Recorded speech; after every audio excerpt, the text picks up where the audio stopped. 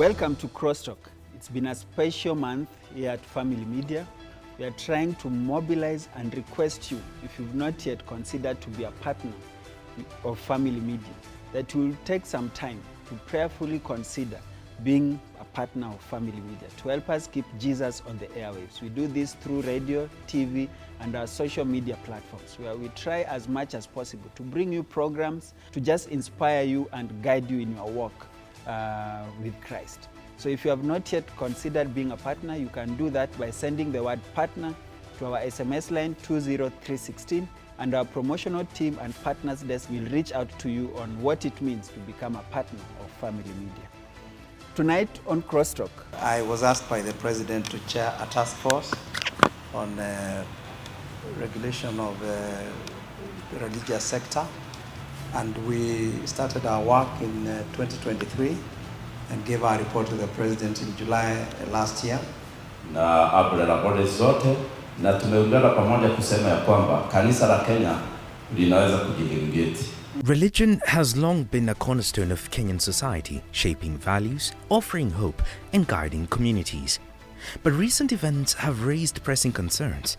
Rogue preachers, financial misconduct, and shocking tragedies like the Shakahola massacre, where over 400 lives were lost under the influence of sect leader Paul Mackenzie, have sparked fresh debate on church regulation.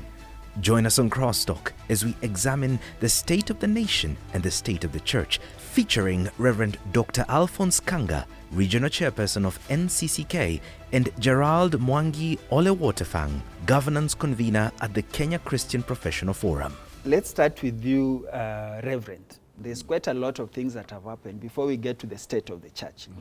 We've seen the president moving quite a lot, just finished his trip in the northeast part of the country. He's also made some declarations, what we'll call executive orders. And one of it is removing the vetting process that was there in terms of this part of the country registering to get IDs and all this. What does this mean to our nation? Thank you. We are part and parcel of keeping Jesus in the air. Because when we keep Jesus in the air, many people interact with him. And that's our prayer every day. And so we are part of this team of keeping Jesus in the air. And that's why we all invite our workers, our ministers, our Christians to join us in keeping Jesus in the air. And then when we keep Jesus in the air, we keep Jesus in the air holistically, mind, spirit, and soul. And that's why we're excited to join you in this program, so that we do not talk about spirituality alone. We know spirituality alone is not a reason for irresponsible behavior. Whereas we are spiritual, we also need to think about where we live in this world. And so on this issue of the state of the nation, when we talk of what has been happening around, I can assure there is a lot of murmuring, there is a lot of hulala in the ground on that issue you have just asked. The question is, what happened about the vetting, what the head of state did in one part of the country? I think this is a question that Kenyans are asking themselves, and we all need to come together. And I think something somewhere need to be clarified. We live in a country that has a constitution. And we live in a country that has a team of people that represent us in the constitution making or in the law making. These people they are called parliamentarians. What is surprising on the ground that despite that, what happened, we are waiting for the parliamentarian to tell us what really, because we have representatives. Was it a law that was passed in parliament and then it happened? That's the question on the ground. Or was it a declaration by the head of state, and what was the intention? This is because of the events that were leading towards that. Number one, there was the issue. There was the issue of census that came up from the same direction. Then that issue of the census, it was nullified by the court. Now, after that, it was the issue of how many they are and what's happening. Now, again, in the mind of Kenyans, they also think, they might be thinking right or not. They're also thinking about the election. 2027. So when this happens, it leaves people in a lot of confusion that needs to be clarified. And we are hoping the head of state might have meant good. But that goodness or badness need to be clarified to all of us to understand what was it. Because the question is, what will hinder somebody to come if that law was there? and it was there for the good of Kenyans. How was it nullified? Is it because now it's not wanted? And if there is no vetting, how is it going to happen? Does it mean if I come from anywhere, I'll walk through that side? Why was that law put in place? I hope it was put in place because there was a lot of vulnerability in that area. That's why it was not put in Busia. That's why it was not put somewhere in Kikambara, but in that particular area. Now that it has been removed, has that vulnerability gone, or is still there? Okay, that's a good question, and we'll be getting into it. Let me bring you in, Mr. Mwangi, in terms of politics. Because most of the times when we see such kind of sunroof declarations, it's more of politics. So is the government playing politics, or they are governing? Okay. Thank you, JP, and thank you, Daktari. It's important to recognize that we live in a political system. We also live in a system where integrity and ethics is meant to be the key driver. But over the time and experience, we have seen that that's not the case. Let me come to the issue of the census. A census was conducted using public funds, and it's taken billions. That census, as we were discussing with my good friend here, Daktari, could not have been done by people who do not know what they are doing. It's very difficult for a government, any government, as we are seeing, including the US, for it to do something without having thought through the process. So the census was done, and now we are being told that it has been nullified. It may be nullified because there was untruth, and the truth needs to be brought out. The 3 panel judges have said that this census was not correct. It was manipulated, and it seems to have been forged, and it's false. Take that a step further. We know 2027 is coming. Why the declaration now? Why in Northeastern? Now, that's the work of the judges, and they have done their work. They have told us that this is not correct. But then we go to the executive, which decides. The judges can decide what they want, but we, as the executive, have the right to declare that we will not be vetting anybody coming from Northeastern. Now, please note, we as Christians and we as Kenyans have nothing absolutely wrong or against our brothers in the North. We have grown up with them. Yes. I grew up in South Sea. I have grown up with the Somalis. I have Somali relatives that I call auntie and uncle. But the point is this, even they will tell you that they are people who have come illegally from across the border. Yes, they are our relatives, but truth be said, we have a constitution. Now, if you take that, you start asking, is somebody playing politics with these kind of issues, especially with census? Census has been there since biblical times. It is to help us to know who we are and how many we are, so for us to plan. But the danger comes when you politicize what it is with the census. Hold it there, because there is an aspect of discrimination. Even as we are looking at this declaration by the president, there are those of the opinion that when the president says, okay, this region has been marginalized for time immemorial, now he's giving them an opportunity to get these documents, because most of them used to travel to Nairobi to get these documents. He's even opened an office there now for ease of registration and access of public service. Somebody would argue and say we are discriminating when we start now to group and say, why Northeastern? Actually, he has just taught us a word a few minutes ago. The word politics simply means promotion of awareness in the community, promotion of truth and awareness in the community. But he has taught me a word that sometimes we play politics instead of politics. When you play politics, you get in a lot of mess. For example, if it was, you can do it both sides if it's about discrimination. I wish we said that we either we put structures all over the country the same.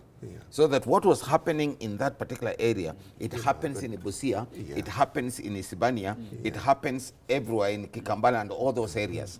So that we are secured as a nation because we are taking care of ourselves. So the issue of discrimination, if that was an issue, then we did not need to move. You don't open a house for any thug to come in. But what you do, if you think you are discriminating against you, then I make all my children look the same. And then I'm protected. But you don't remove to let the children, to let anybody enter your house. So to me, that would be my take. So I don't think the issue of discrimination should not be there. But also, why do you bring in discrimination issue if it was meant for the good of the children in the house plus them also? The president himself has come out and said, people are opposing his projects and ideas. These are people who are not in his academic caliber of qualification. Yes, Atuna PhD. So why are we opposing everything the president is doing? Well, you know, one thing is at least Daktari here can oppose if he has legitimate facts to oppose, because the rest of us might not be considered until we go and do our PhD. But on a light note, just before we leave where he has ended, it's very important to remember from history. We simply forget very quickly that there was a time some few years ago when we had to go through a whole painful process, including vetting in Nairobi city itself of illegal migrants in this country. And majority seem to have come from a porous border. Now, we went through a very painful process, and it was very sad because we have genuine Kenyans who are from that region, genuine Kenyans, and there is no doubt about it. And we want them to be part of this country, and we are richer by them being part of this country. But we recognize that there are also people from another country, and the Constitution of Kenya is looking at Kenyans first, Kenyans' interests. People are having a huge problem with America. When Donald Trump is doing what he is doing, he's just doing one thing.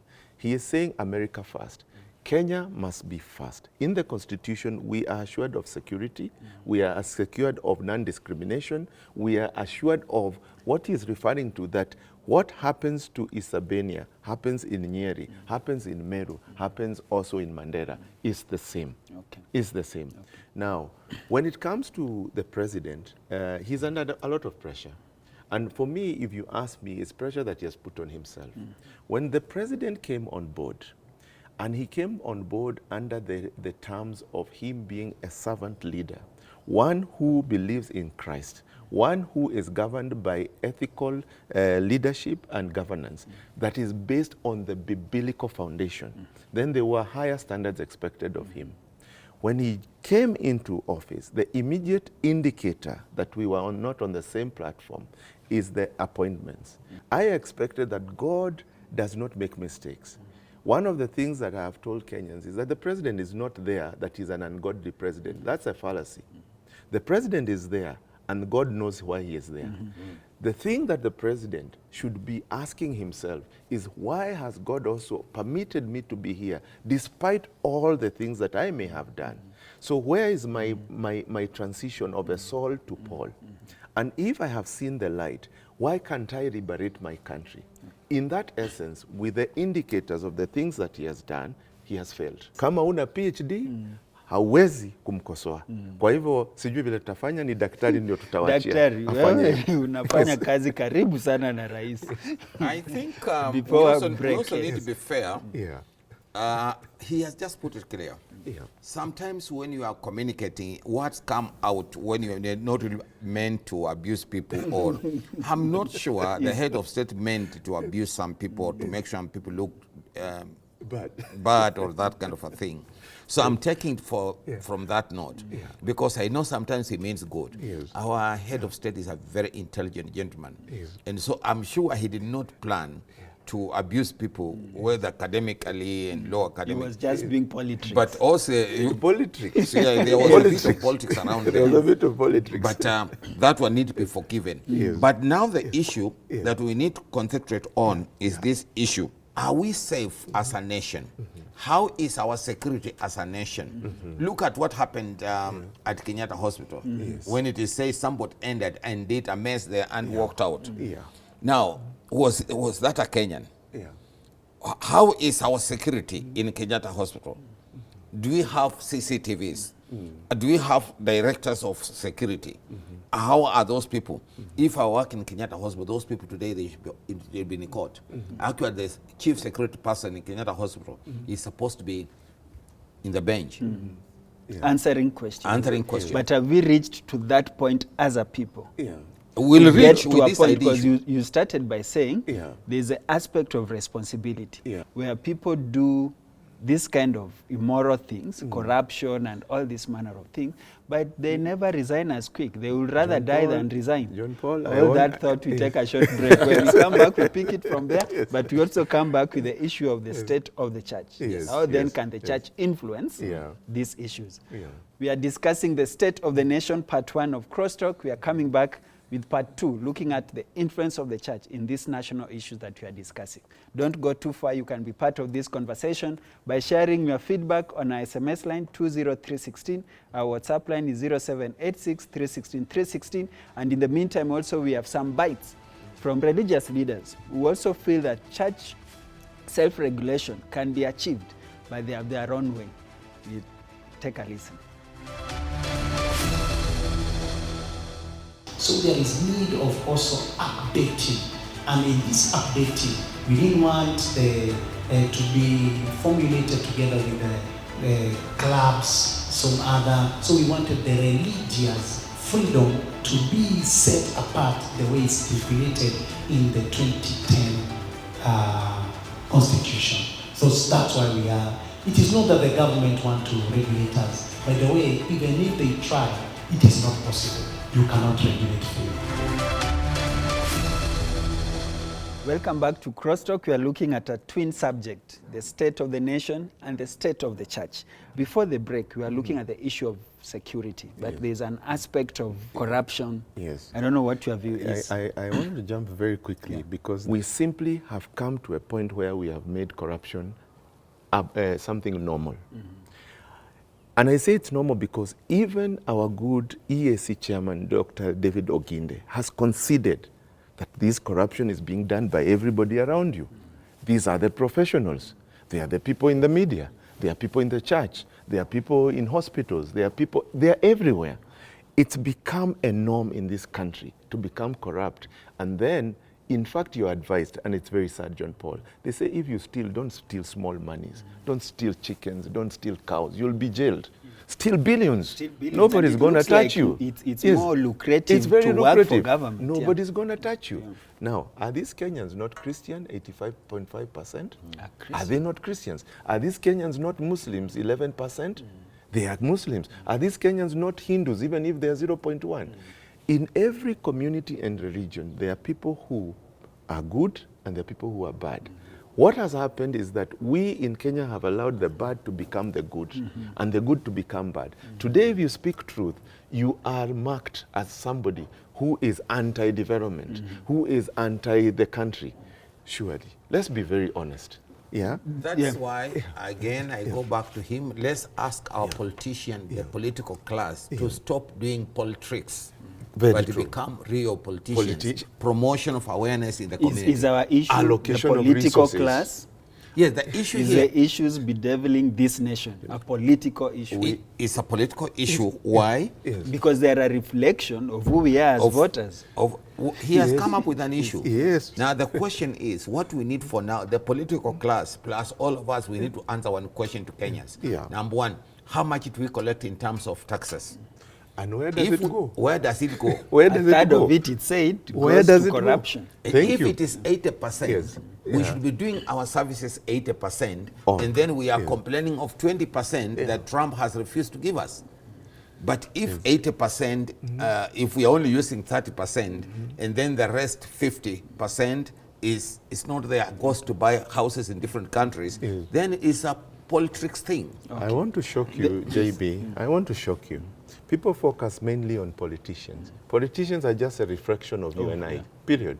It is you who went and put that vote. It is you.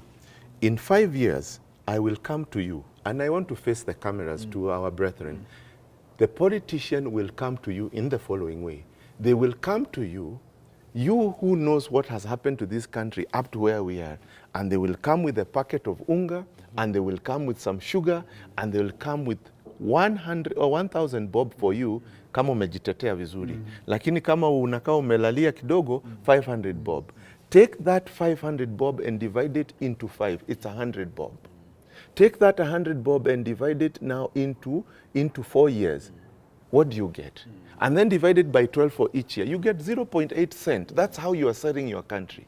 Now, should we blame the mwananchi? No. No. I have gone through this and I have looked at it. Every one of us depends on somebody to mentor, to guide us, to teach us, to train us. The question then now comes, sisi wenyewe, I love the church, and I will never leave the church, no matter what technology comes. I love the church, I love Jesus, and that is where I'm stuck. However, man in church is also failing church. Man in church is also causing us harm. Because those with the responsibility of training us to know where we're being taken advantage are actually taking advantage of us. So you ask the question, will we ever get to a stage where corruption will end? Not in the foreseeable future. If it takes you 45 years to train to be corrupt, if it takes you 11 hours to practice in the field to be a good footballer, there is no way you'll come and do a one seminar and say you are changing people. The Now, church is a moral compass. Now, and I want to, before I yield the floor, you need to understand the cycle we are in. And if we don't break this cycle, we are going nowhere. That's why the politicians are waiting for you in 2027, because they know we are very gullible.